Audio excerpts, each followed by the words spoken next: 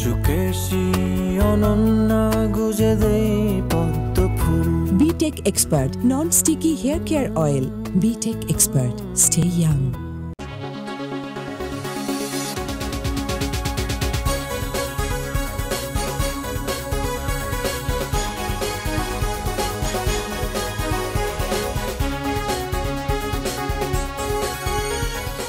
প্রিয় দর্শক, আপনাদের সবাইকে সাদর আমন্ত্রণ জানাচ্ছি BTech expert hair care oil আমার আবিতে। আমি সারিকা। আমার সামনে বসে আছেন একজন গুণী কণ্ঠশিল্পী। তার গাওয়া প্রথম গান শুনেই শ্রোতা এবং সঙ্গীত বোদ্ধারা ধরেই নিয়েছিলেন তিনি এসেছেন জয় করতে।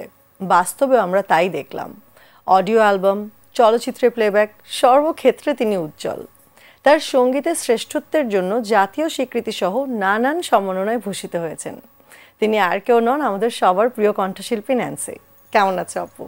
খুব ভালো, তুমি কেমন আছো? আমি ভালো আছি। তোমাকে পেয়ে আমার ভীষণ ভালো লাগছে। অনেক বছর পরে তোমাকে ইনফ্যাক্ট পেলাম। অনেক বছর, 3 বছর। 3 বছর প্রায়, হ্যাঁ 3 বছর পরে তোমাকে পেলাম। কেমন আছো? খুব ভালো, খুব যাক আলহামদুলিল্লাহ। কি নিয়ে ব্যস্ততা চলছে? অল্প কিছু রেকর্ডিং আর স্টেজ শো, খুব কম। স্টেজ শো কে এখন আবারও অনেক হচ্ছে। এখন তো একটু উইন্টার না, এখন তো আবার একটু সামার টাইম, কম হচ্ছে এবং সার্বিক পরিস্থিতি সব বিবেচনায় নিয়ে খুব বেশি হচ্ছে না, বাট কিছু কিছু হচ্ছে। আচ্ছা, তো এই চলচ্চিত্রের কথা যেটা আমি একটু আগে বললাম শুরুতেই, এবং তুমি আমার বিশেষ করে ভীষণ পছন্দের একজন মানে প্লেব্যাক সিঙ্গার।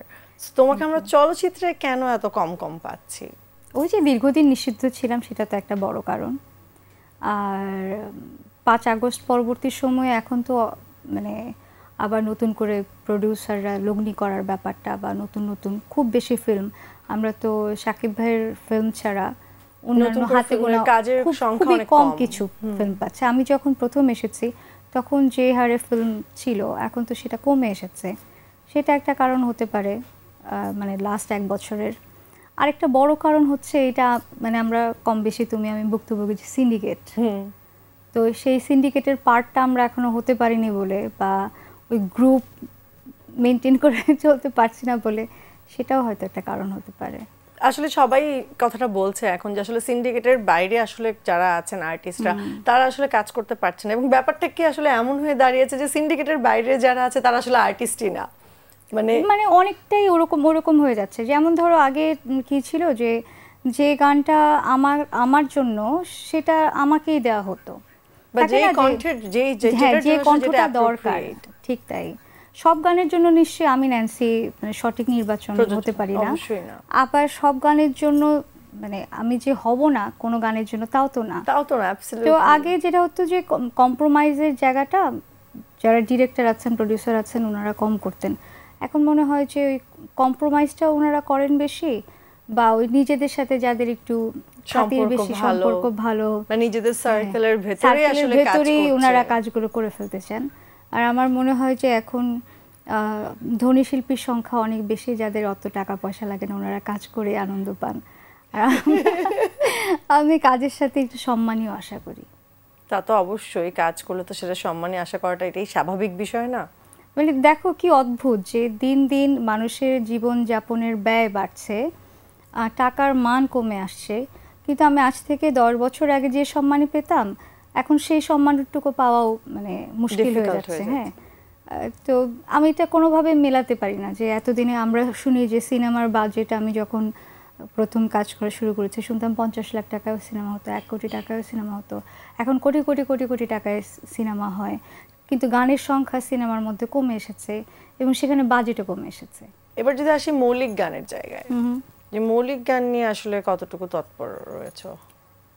মৌলিক গান সত্যি কথা বলতে গেলে আমি আবার ধরো নতুন উদ্যমে বা নতুন করে গত ডিসেম্বর থেকে একটু অনুষ্ঠান করছি টুকটাক কিছু, এবং আমি তো পুরো দোস্তুর এখন হাউসওয়াইফ বলা চলে। 4 বছর ধরে ঘরের রান্না বান্না থেকে শুরু করে সকল কাজ, বাচ্চার ডিউটি, ঘুম পাড়ানো, স্কুলে নিয়ে যাওয়া আসা, মোটামুটি সব। বাচ্চা ছোট এবং তাকে নিয়ে আমরা কথা বলবো একদম শেষ সেগমেন্টে, আমার সেটা মাথায়। তো আমি যেহেতু সব করি এখন, তো 4 বছর ধরে আমি মোটামুটি হাউসওয়াইফই ছিলাম, এখনও হাউসওয়াইফ আছি। আর খুব বেশি অনুষ্ঠান হতো না, তেমন কোনো আয়ও ছিল না, কাজেই আমি গানের পেছনে যে বিনিয়োগ করব, আমি এটা মনে করি না যে আমরা যারা আছি মধ্যবিত্ত পরিবারের যে একটা গান করতে গেলে প্রবলেমটা হয় কি, ধরো আমি তো শুধুই শিল্পী, কণ্ঠশিল্পী, যারা একই সাথে কণ্ঠশিল্পী একই সাথে গান লিখছেন, সুর করতে পারছেন, কম্পোজিশন করছেন, বাসায় স্টুডিও রয়েছে, তাদের জন্য একটা গান তৈরি করা খুব সহজ। কিন্তু আমি যখন একটা গান তৈরি করতে চাই, আমাকে একজন গীতিকারের কাছ থেকে গানটা নিতে হচ্ছে, কোথাও থেকে সুর করতে হচ্ছে, সেখানে কম্পোজিশনের ব্যাপার আছে। তখন একটা গানের খরচ যখন দাঁড়ায় ধরো 4 লক্ষ বা 5 লক্ষ, সেই গান নিয়মিত মৌলিক করে যাও এবং যদি নিজের কোনো আয় না থাকে সেটা মুশকিল। আবার যদি সেখানে যদি মিউজিক ভিডিও বানাতে চাও, হ্যাঁ, তাহলে তো আরো একটা। তো ডিসেম্বর থেকে আমার টুকটাক যে অনুষ্ঠান হচ্ছে, সেখান থেকে আমি কিছু কিছু করে অল্প কিছু যা পেরেছি নিজের একটা ইউটিউব চ্যানেলে ওটার দিকে একটু মনোযোগ দিলাম, কিছু কিছু করে মৌলিক গান দিয়ে যাচ্ছি, দেখা যাক কত দূর যেতে পারি। আচ্ছা, যে ইউটিউব চ্যানেলের কথা তোমার সাথে আমার ব্যাক স্টেজ আসলে কথা ছিল, মানে এখান প্রোগ্রাম শুরু হওয়ার আগে, যে তুমি একদমই রিসেন্টলি আসলে ইউটিউব চ্যানেলটা খুলেছো, মানে 1-1.5 বছর হবে, এবং সেটাতে আসলে তুমি অ্যাক্টিভ আছো এই লাস্ট ডিসেম্বর থেকে। তো এতটা ডিলে কেন? কারণ ম্যাক্সিমাম আর্টিস্টদেরই দেখি যে সবাই আসলে অনেক বছর আগে থেকে আসলে যে যার চ্যানেল শুরু করে সেখানে নিজেরটা নিজেই মানুষ প্রচার করছে। এখন আসলে যাদের অনেক অর্থ আছে, যেসব শিল্পীরা অনেক ধনী, যারা এখানে নিজেরা প্রডিউসার হতে পারছেন, তাদের জন্য একটা সুবিধা। আর যারা নিজেদের গান নিজেরা তৈরি করেন, তাদের তো কথাই নেই। যেমন ধরো হাবিব ওয়াহিদ, বালাম, হৃদয় খান, ওনারা তো নিজেদের গান নিজেরাই তৈরি করছেন, তো কাজে ওনাদের একটা সুবিধা আছে। তারপর আমি তেমন কোনো স্পন্সরও চিনি না যে আমার গানের মধ্যে আমি দেখি যে অনেকেই এরকম স্পন্সর নিয়ে আসেন, তো আমি ওরকম কাউকেও অত বছরে এখন পর্যন্ত চিনতে পারিনি যে আমার গান বাবদ কোনো বিনিয়োগ হবে। এটাই বড় কারণ, সত্যি কারণ বললাম। যাক, তোমার এই যে অনেস্টির জন্য তোমাকে সাধুবাদ জানাতে চাই। এরকম অনেস্টির সাথে আসলে খুব কম মানুষই কথা বলে, এবং সেটাও ক্যামেরার সামনে। বাট যত যাই হোক, আমার মনে হয় মানুষের, দর্শক বা তোমার শ্রোতাদের ভালোবাসা তোমার প্রতি এক বিন্দুও কমেনি। তোমার কণ্ঠের যেই জায়গাটা, সেটা আসলে আরেকজন এসে রিপ্লেস করাটাও খুব কঠিন, আমি যেটা মনে করি। টিকে থাকার জন্য আসলে শুধুই কি ট্যালেন্ট যথেষ্ট এখনকার টাইমে এসে তোমার মনে হয়? এখন আমি এটা মাঝখানেও একটা জায়গায় বলছিলাম যে আমি ভাগ্য এতই বিশ্বাস করি, মানে যতদিন যাচ্ছে এটা আরও বেশি বিশ্বাস করছি যে অনেক প্রতিভা থাকার পরও মানুষ অনেক কিছু করতে পারছে না, কিন্তু অনেক প্রতিভাশূন্য মানুষদের জয় জয়কার আমরা এখন দেখছি। ওই যে বলে প্রচারে প্রসার, তারা ঠিকঠাক এতই প্রচার করছে যে যারা প্রচার করতে পারছে না, প্রচারের জোরে টিকে আছে। এইটার সংখ্যাটাই বেশি, যে প্রচারের জোরে টিকে যাচ্ছে। এখন আসলে সেই সময়টা নেই যে শুধু ট্যালেন্টের জোরে যে আসলে কাজ হবে। যেমন ধরো আমি যখন প্রথম কাজ শুরু করেছি 2005 থেকে আমার রেকর্ড শুরু হলো, প্রচার শুরু হলো 6 থেকে। আমি প্রথম টিভি স্ক্রিনে আসলাম আমার মনে আছে 2009-এর 14 এপ্রিল। 4 বছর আমি কোথাও মানুষ আমার চেহারা দেখেনি, তাতে করে আমার কিন্তু কাজ বন্ধ ছিল না। ওর মধ্যেই পৃথিবীর যত সুখ হয়েছে, ওর মধ্যেই তোমারে দেখিল পরানো ভরিয়া গানটা মুক্তি পেয়েছে, ওর মধ্যেই 3rd পারসন সিঙ্গুলার নাম্বারের দ্বিধা হয়েছে। কোনো কিছুতে কোনো ব্যত্যয় ঘটেনি। কিন্তু এখনকার সময়ে এসে 4 বছর একটা মানুষকে কেউ দেখবে না, তার গান চলবে এবং প্রোডিউসাররা আবার তার জন্য লগ্নি করবেন, সেটা ভাবাটা এখন যার সোশ্যাল মিডিয়ায় কতটুকু কে তৎপর, কার কতটুকু ফলোয়ার্স, এগুলোও ইম্পর্টেন্ট হয়ে দাঁড়িয়েছে আসলে। যদি দ্বিধার কথা বললে, এই গানটা আমার ভীষণ পছন্দের একটা গান, এই গানটা আমার শুনতে হবে, কিন্তু তার আগে নেব ছোট একটা বিরতি। দর্শক, ফিরছি বিরতির পর। ভিতর বলে দূরে থাকুক, বাহির বলে আসুক না, সুকেশী অনন্যা গুজে দেই পদ্ম ফুল। BTech Expert Non-Sticky Hair Care Oil. BTech Expert. Stay young. ফিরে এলাম বিরতির পর। আপনাদের সবাইকে আবারও স্বাগত জানাচ্ছি BTech Expert hair care oil আমার আমিতে। কথা হচ্ছিল ন্যান্সি আপুর সাথে। যাওয়ার আগে বলেছিলাম একটা গান শুনতে চাই, এবং সেই গানটাও বলেছিলাম কি, শুধু একটু 2 লাইন শোনো। বাহির বলে দূরে থাকুক, ভিতর বলে আসুক না, ভিতর বলে দূরে থাকুক, বাহির বলে আসুক না। বাহ, চমৎকার, থ্যাংক ইউ। চমৎকার, তোমার ভয়েস শুনলে এমনি মানে মনোমুগ্ধকর হয়ে থাকে। আচ্ছা, এবার আমরা আবারও একটুখানি কাজের প্রসঙ্গে ফিরে আসি। যে বলছিলে যে আমরা তো শুনলামই যে কি কি প্রোজ এন্ড কনস আসলে এখন হয় কাজ করতে গেলে। তো আমরা যদি আসলে একটু আগের সময়টাতে ফিরে যাই, যে তুমি যখন আসলে দাপিয়ে বেরিয়েছো, কাজ করেছো, তখনকার সময়ের সাথে এখনকার কাজের প্রেক্ষাপটের পার্থক্যটা আসলে কিরকম বলে মনে হয়? একটা তো আমরা বললামই যে যেগুলো নিয়ে আমরা অলরেডি ডিসকাস করেছি, যে সোশ্যাল মিডিয়া বা সিন্ডিকেট বা এসবের বাইরে যেও কাজের ধরনে বা সিঙ্গিং বা কম্পোজিশনের ক্ষেত্রে আসলে কি কি চেঞ্জেস এসেছে বলে তোমার মনে হয়? এখন তো সাউন্ড অনেক ইম্পর্টেন্ট। তো এটার মধ্যে আমার মনে হয় যে, যেমন আমি যখন আসলাম, মানে আমার যাত্রা যখন শুরু, তখনও কিন্তু মিউজিকের ধারার একটা বড় একটা চেঞ্জ আমরা দেখলাম। হাবিব ওয়াহিদ নিয়ে আসলেন, ফুয়াদ ভাই নিয়ে আসলেন, অর্ণব ভাই নিয়ে আসলেন। এখনও আবার আরেকটা চেঞ্জ আমরা দেখতে পাচ্ছি। তো এটা একটা পরিবর্তন আমার কাছে মনে হয়। আর একটা ওই যে বললাম যে প্রচারের যেটা একটা বাড়াবাড়ির একটা ব্যাপার থাকে, যে কাজের চাইতে অকাজ নিয়ে একটু ঢোলঢাক বেশি, এইটার একটু বাহুল্য আছে আমার মনে হচ্ছে। আর পরিবর্তন যেটা হচ্ছে যে সাম্প্রতিক সময়ে আমাদের একটু সময় দিতে হবে, কারণ একটা বড় অভ্যুত্থানের পরে আবার ধরো দেশটা আবার নতুন করে একটা মোড় নিয়েছে। বিগত সময়ে দীর্ঘ বছর ধরো একটা সরকারের দাবিদারি করা শিল্পীদের আমরা দেখেছি। এখন সেই একটা গ্রুপ ভেঙে আবার নতুন করে ইন্ডাস্ট্রি কিভাবে ঘুরে দাঁড়াবে, সেটার মধ্যে গান আছে, নাচ আছে, মডেলিং আছে, যারা নাটক করছে সেটা আছে, সিনেমা আছে, সব মিলে কোন দিকে যাবে সেটা এই মুহূর্তে বোঝা যাচ্ছে না। কিন্তু গানের ক্ষেত্রে কেন তোমার মনে হয় যে আগেকার সময় আসলে একটা গান রেকর্ডিং এর আগে অনেক সময় নেওয়া হতো, সেটা নিয়ে অনেকে খাটা হতো বা অনেক টাইম নিয়ে করা হতো, এখন খুবই ইনস্ট্যান্টলি সবকিছু করা হচ্ছে, বা মানুষের শ্রোতাদের ধৈর্য অনেকটা কমে গেছে। আগে যেরকম একটা জায়গা আসতে একটা গানের একটা সময় থাকতো, শ্রোতারা ততক্ষণ পর্যন্ত ধৈর্য ধরে গানটা শুনতো। এখন যেরকম ফার্স্ট থেকে তুমি যদি একটা পাঞ্চ লাইন না দাও, শ্রোতারা দেখা যাচ্ছে চেঞ্জ করে ফেলছে। শ্রোতাদের ধৈর্যের জায়গাটাও কি মনে হয় যে কিছুটা ঘাটতি রয়েছে এখনকার সময়? কিছুটা না, মানে একদম মানে তলানিতে।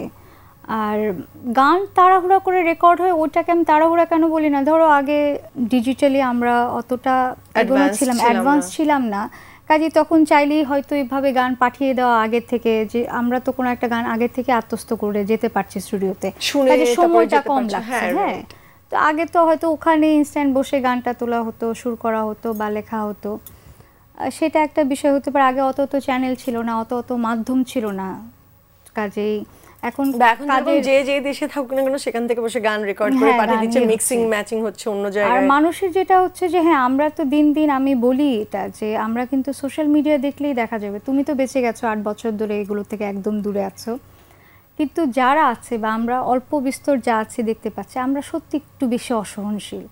মানে ছোটোখাটো কোনো ব্যাপারে আমরা রিয়্যাক্ট করছি, গানের ব্যাপারেও হুট করে একটা গানকে খুব আকাশে তুলে ফেলছে, দুদিন পর আবার দেখা যাচ্ছে সেটা নিয়ে কোনো কথাই হচ্ছে না, গান মানুষ ভুলেও যাচ্ছে। হ্যাঁ, ভুলেও যাচ্ছে। আমরা এত বেশি যে ফোন শুধু এরকম করলে সব হয়ে যাচ্ছে। আচ্ছা, টেকনোলজির কথা যেহেতু আসলো, আমি আরেকটা জিনিস নিয়ে আমার একটু কৌতূহল ভিতরে কাজ করে, যে আগেকার সময়ে তো আসলে যেটা বলে যে টেকনোলজির যেরকম পজিটিভ সাইডও রয়েছে, নেগেটিভ সাইডও রয়েছে। সো এখন যেরকম এআই এর যুগ বা চ্যাট জিপিটির যুগ, সবার কোনো কিছু কোয়েশ্চেন আসলে একটা টাইপ করে দিলে হলো, সে পেয়ে যাচ্ছে। লিরিক্স থেকে শুরু করে একটা ধারণা দিল, সে লিরিক্স থেকে শুরু করে সবকিছু সিঙ্গিং সহ সবকিছু দিয়ে দিচ্ছে। সেখানে কি অ্যাকচুয়াল আর্টিস্টরা ক্ষতিগ্রস্ত হবে কিনা বলে আমার মনে হয় না। আমার মনে হয় না চ্যাট জিপিটি বলো, সেটা একটা হয়তো একটা সাহায্যের জায়গা হতে পারে, যে আমি কোনো একটা জায়গায় আটকে গেছি, আমি কোনো একটা হেল্প নিতে পারি, কিন্তু মানুষকে সৃষ্টি করা হয়েছে এমনভাবে, মানুষের যেতে সেরা আমার মনে হয় সেই চ্যাট জিপিটিও তো মানুষেরই বানানো, তো তার চাইতে সেরা হয়ে যাওয়া কারো পক্ষেই, কোনো কিছুর পক্ষে সম্ভব না। তুমি একটা চ্যাট জিপিটির লেখা দেখো, লেখা দেখলেই বোঝা যায় যে এটা লেখা, কিন্তু একটা মানুষ যখন নিজের থেকে কিছু সৃষ্টি করে, সেই দুটো লাইন সেটা কোনো কিছুর সাথে মেলে না, সেই সুরটা অন্য একটা সুরের সাথে মেলে না, তো এতে করে কেউ ক্ষতিগ্রস্ত হবে এটা আমার মনে হয় না। লেখার একটা যেই টাচ, যেভাবে টাচ করবে একটা কম্পিউটারের লেখাটা, তো আমারও তাই মনে হয় যে সেভাবে কি আসলে টাচ করতে পারবে না, স্পর্শ করতেই পারে না। একটা মানুষের আবেগ অনুভূতির থেকে বের হয়ে আসা, আর একটা মানুষ যখন নিজে গাইছে, তার আবেগের সাথে, তার অনুভূতির সাথে চ্যাট জিপিটি বা এআই কোনোদিন এটা হতেই পারে না, এটা আমার মনে হয় না। আচ্ছা, আমরা এবার সময় হয়ে গেছে আসলে থার্ড সেগমেন্টে যাবার, এবং আমরা যেটা ফার্স্টেই বলেছিলাম, আমি যে ছোট্ট যে সদস্যটা রয়েছে তোমার বাসায় গুনগুন, তাকে নিয়ে আমরা কথা বলবো, এবং ব্যক্তি তোমাকে একটু চিনতে চাই, জানতে চাই। তার আগে নেব ছোট একটি বিরতি। দর্শক, ফিরছি বিরতির পর। ও পাখিরা সবে নিড়ে ফেরে থাকলে ভালোবেসে। দর্শক, ফিরে এলাম বিরতির পর। কথা হচ্ছিল ন্যান্সি আপুর সাথে। আপু, এবার তোমাকে একটু চিনতে চাই, জানতে চাই, নিজেকে যদি ডিফাইন করতে বলি কিভাবে করবে? আল্লাহ, এটা তোমরা বলতে পারবে ভালো। মানে তাও থাকে না, নিজের সংজ্ঞায় নিজেকে তোমার কি রকম মনে হয় যদি ছোট করে? আমার নিজেকে খুব সাধারণ একজন মানুষ মনে হয়, খুবই সাধারণ, মানে এর চেয়ে সাধারণ আর হয় না, এটা আমার ধারণা। বাহ, চমৎকার। অসাধারণ হয়েও সাধারণ হওয়াটা একদম অসাধারণ না, আমি খুবই সাধারণ। আমার মধ্যে রাগ, ক্ষোভ, ঈর্ষা, আনন্দ, অভিমান প্রত্যেকটা জিনিস কাজ করে, তীব্রভাবেই কাজ করে, এবং তখন আমি বুঝি যে আমি খুব সাধারণের চাইতেও সাধারণ। যারা অসাধারণ তারা জাগতিক অনেক কিছুকে ধরো উপেক্ষা করে চলতে পারে, কিন্তু আমি এখনো পারিনি। কাজে যেহেতু পারিনি, তার মানে আমি খুব সাধারণের কাতারে আছি। আচ্ছা, এবার পরিবারের জায়গায় যদি একটু যাই, বাসায় আসলে বলছিল যে লাস্ট 4 ইয়ার্স ধরে অলমোস্ট বাসাতেই সময় কাটানো হয়েছে, তো বাসায় আসলে কিভাবে সময় কাটে? বাসায় কিভাবে সময় কাটে, এটা একটা বাসায় সময় কাটে মনে করো এক ধরনের রোলার কোস্টারের মতো। সময় কিভাবে কেটেছে সেটা মানে মনে হয় যে কোন ফাঁকে আমি একটু দেরি করে ঘুম থেকে উঠি, আমার দীর্ঘদিনের একটা বাজে অভ্যেস। তো আমার মোটামুটি 12টা বেজে যায় ঘুম থেকে উঠতে উঠতে এখনো। তো 12টার পরে মনে হয় যে রাত 12টা চোখের পলকে চলে গেল। আর যেহেতু রোলার কোস্টার একটা আছে 3 বছরের, গুনগুন, ও সারাটাক্ষণ অস্থির, মানে সারাটা ব্যস্ত করে রাখে। তার মধ্যে রোদেলা এখন এ লেভেলে পড়ছে, তো ও লেভেলটা যখন শেষ হলো আমার মনে হলো যে ওর পরীক্ষা যায় নাই, মনে হয় যে আমার পরীক্ষা গেছে। যখন রেজাল্ট, মাদের এই অবস্থায় হয় যে ছোট ক্লাসেও বাচ্চাদের পরীক্ষা থাকলে মানে মাদেরই পরীক্ষা, মারাই আবার। তো এই যে একটা প্রেসার, মানে ভয়ঙ্কর রকম প্রেসার, তো সেটার একটা ওর টিচার ঠিক মতো হলো কিনা, ওর ক্লাসগুলো ঠিকঠাক অ্যাটেন্ড করছে কিনা, হোমওয়ার্ক ঠিকঠাক শেষ করলো কিনা।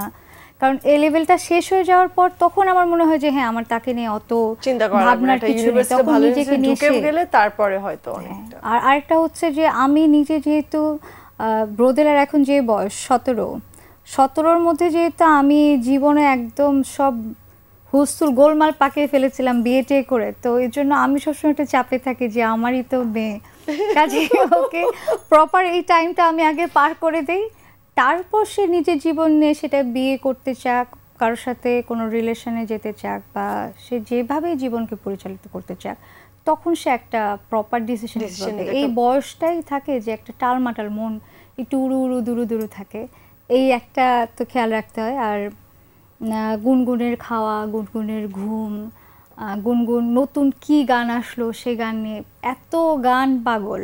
তাই মার মেয়ে, আমি হঠাৎ করে একদিন শুনিও গাচ্ছে, তুমি কোন শহরের মাইয়া গো, লাগে গুড়া গুড়া।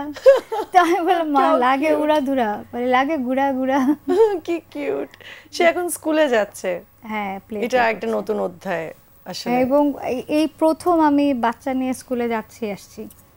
আচ্ছা, তো এই এক্সপেরিয়েন্সটা কেমন লাগছে? মানে অদ্ভুত, মানে বড়টা এত বড় হয়ে গেছে, মেজোটাও তো এখন ক্লাস 4-এ পড়ছে, এখন আবার শুরু থেকে শুরু করা, এটা একই সাথে অনেক মানে আনন্দের, আবার একই সাথে মনে হয়েছে এই ডিউটি শেষ হবে কবে। It's a never ending job. আমার মনে হয় মাদের জীবনের চাকরিটা সবচেয়ে আন্ডার অ্যাপ্রিসিয়েটেড একটা জব, যেটা আসলে অ্যাপ্রিসিয়েশন সবচেয়ে কম করা হয় এবং সবচেয়ে বেশি এফর্ট লাগে এমন একটা জব। তুমি দেখো যে তুমিও বুঝবে এটা, যে আমাদের যাদের রিপিট ম্যারেজ থাকে, আর রিপিট ম্যারেজ যদি নাও হয়, বাচ্চা যদি ভালো কিছু করে সেটা বাবা বা ফ্যামিলির অন্য কারণে হয়েছে, যদি কোনো কারণে কোনো কিছু একটা ভুল করে সেটা মার কারণে হয়েছে, মা খেয়াল করেনি।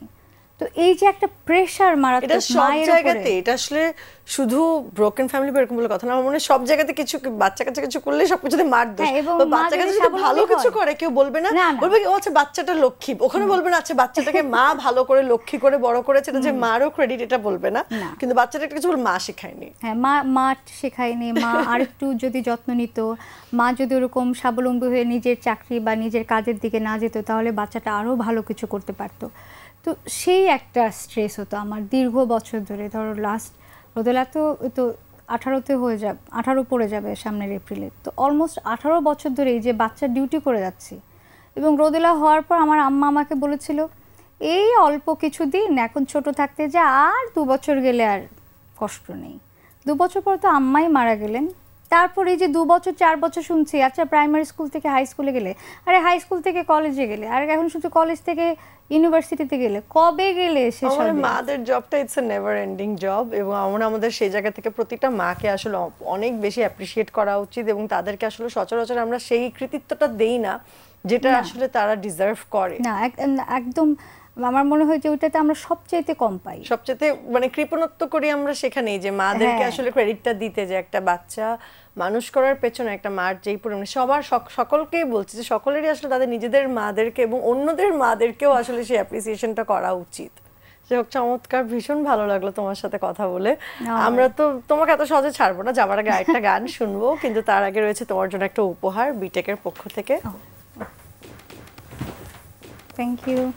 আমি দর্শকদের কাছ থেকে বিদায় নিয়ে আসি, তারপর আমরা গান শুনতে শুনতে যাব। দর্শক, ন্যান্সি আপুর জন্য অনেক অনেক শুভকামনা রেখে আজকে এখানেই বিদায় নিচ্ছি, কিন্তু এখনই কোথাও যাবেন না, যাওয়ার আগে আমরা একটা গান শুনবো। আচ্ছা, যে গানটা গাইবো এই গানটা সম্প্রতি মুক্তি পেয়েছে, আমি এবং রোদেলা একসাথে ডুয়েট করেছি। গানের শিরোনাম হচ্ছে কেন। বাহ।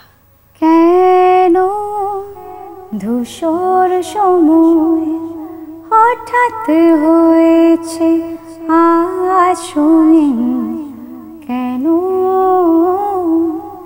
একার ছোঁয়ায় বদলে যে যায় প্রতিদিন, তারারা রাতের ভিড় করে, তুমি যদি থাকো আমার পাশে, ও পাখিরা সবে নিড়ে ফেরে থাকলে ভালোবেসে।